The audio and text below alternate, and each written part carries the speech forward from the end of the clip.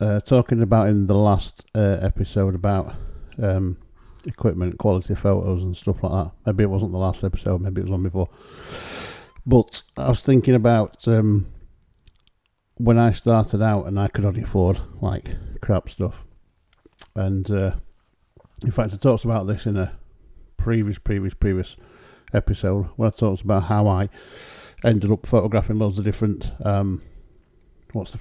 genres, from everything from people to places to dogs, cats, animals, houses.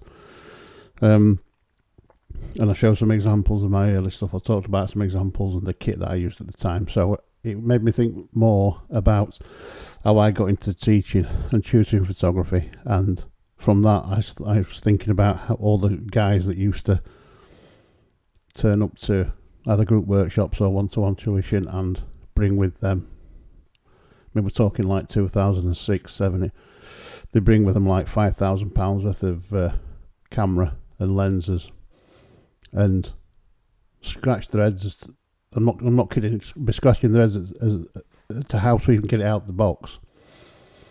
And I'd noticed that around that time that other people would refer to them as all the gear, no idea, and it always made me laugh that. But I guess it's true in many walks of life when people think it's something is easy, they just buy the best kit and the kit does all the work for them. But photography really is not like that.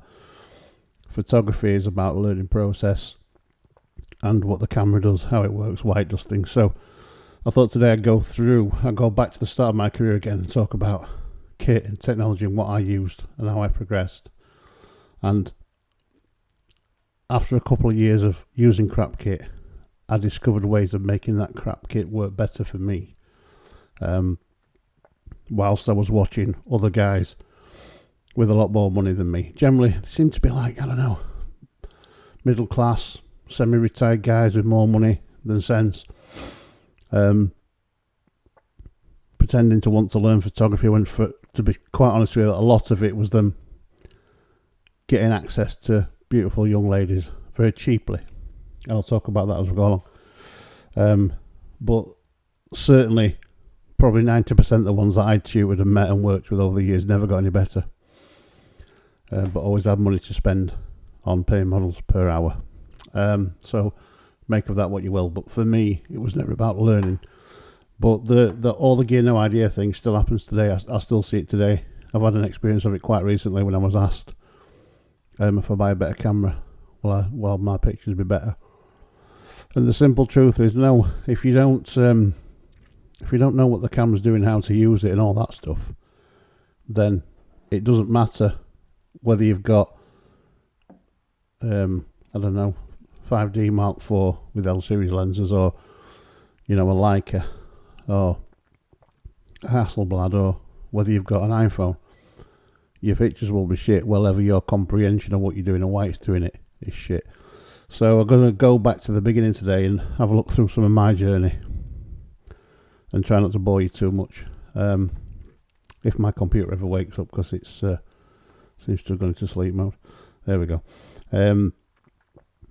So yeah, all the gear, no idea. And technology is kind of, I guess it's probably something to do with the advent of digital photography, because I wasn't what you would call into photography before digital, but I knew how to do photography. I studied at school, GCSE, and it was decent. I remember getting some decent pictures. I learned how to use the darkroom and all that stuff, so I kind of understood photography a little bit. And I used to know some photographers and be around photographers. And when I was in the band back in the 90s, we used to have photographers come and photograph our gigs, and they never came across to me as guys with kit. They came across as people who had a love for what they were doing and an understanding of what they were doing. And that seems to have got lost, because the conception is, or the misconception is, photography is easy, particularly now it's digital and cheaper, more accessible, easier to do. You don't have to have a darkroom in your house, so you don't have to be able to afford a darkroom. You can just do stuff, put it on your computer and off you go. Well, those within a sense do. Worse than that is those who just shoot and send the pictures out as they are, arrogantly thinking that their pictures are ready when they're not. So I want to talk a bit about that and how that kind of affects quality, understanding, misrepresents what photography really is. But the digital thing, you know, Uncle Fred gets a camera for Christmas, and before you know it, in March, he's a professional charging, and he hasn't worked out what an aperture and ISO shutter is, doesn't know what focus is really, compositions all over the place, but he's got a camera and he can produce pictures pretty cheaply, so he's off and running. And they were the kind of people that were coming to my studio. I mean, I admitted this when I did the last session about this, that I had no place to have a studio and to be charging people for money when I didn't yet really know what I was doing. I had a better understanding, I think, of how a camera works and what I was trying to do, because I did a lot of it and I hung out with a lot of people that was doing it. I mean, my first 6 months in photography was probably about the same as about 5 years for most people. I did that much, I learnt that much, but still my wider understanding was shit, my pictures were shit, the kit I was using was dog shit. And I was looking back at some of those pictures this morning thinking, my God, you charge those people for that. Ooh, you cheeky bugger. And they're not the worst pictures I've ever seen. Well, when I look at what I do now to them, they're pretty bad. But when I look at what other people are doing, still, with all the gear, no idea. Considering 2005, I had a Fuji Finepix S600 or something like that. That was my first digital camera. Let me see if I can find it. Fuji Finepix S602, was it? Maybe. It was something like that. Yeah, that's the bugger. So, 20 quid. I think I paid about 300 quid for it, maybe 250. So that was the first digital camera I had, and that was the camera I used initially to learn stuff. And even within a month or 6 weeks, I'd noticed that I'd run out of f-stop and run out of ISO and run out of pretty much everything. But it allowed me to look at composition, to understand what I was doing and why I was trying to do it, whilst I was learning from lots of people I was meeting and knocking about with. And when I look back at some of those pictures now, I've not brought any today because they're on a disc and I couldn't be asked to hunt the disc out. They're actually not bad for then.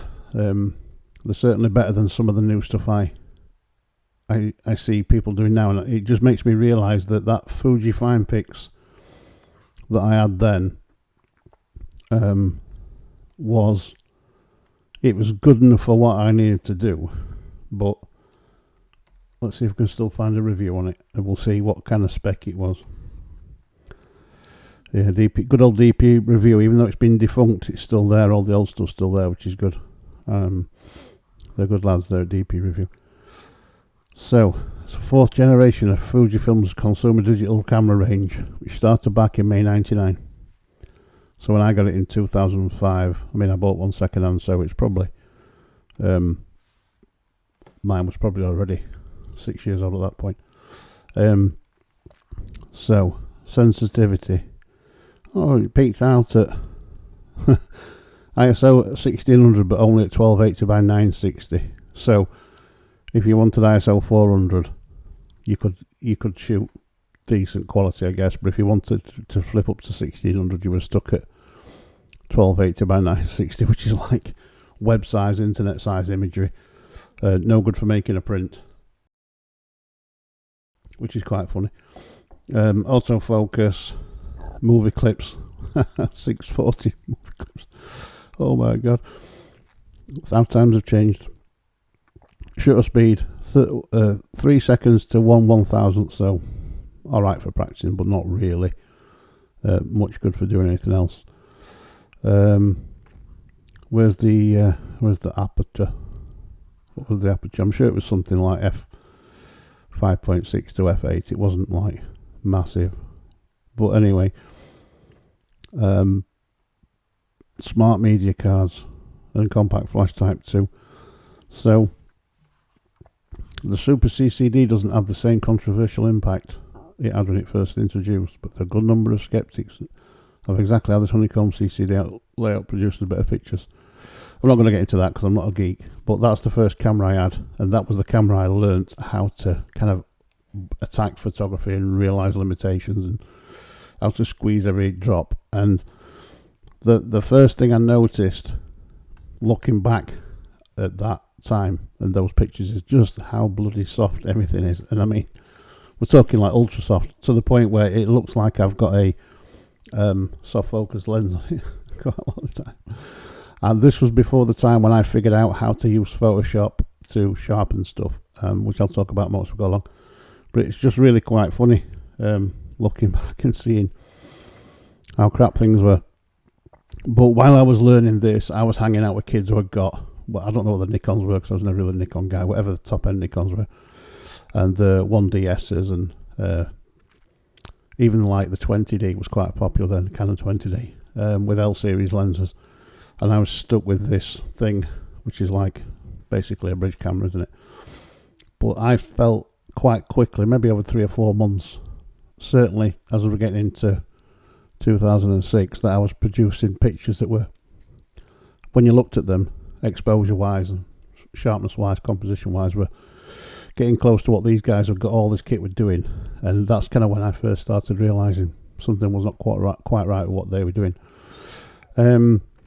So then, me being me, and always running before I can walk, decided the only way I could really learn, the only way I could really get my name out there was to get a studio. And I had no way, no right to be doing that. I didn't have enough experience, didn't have any money. Things were quite tough. Did everything on a wing and a prayer, and kind of found my way into it. I guess you could call it grassroots, by convincing people to let me photograph them, and then later convincing them to pay me to photograph them. But I was doing everything, like I said on the previous episode, like a Sunday League footballer. But I was becoming more aware that I wanted to be better than Sunday League, and hanging out in Sunday League wasn't going to cut it.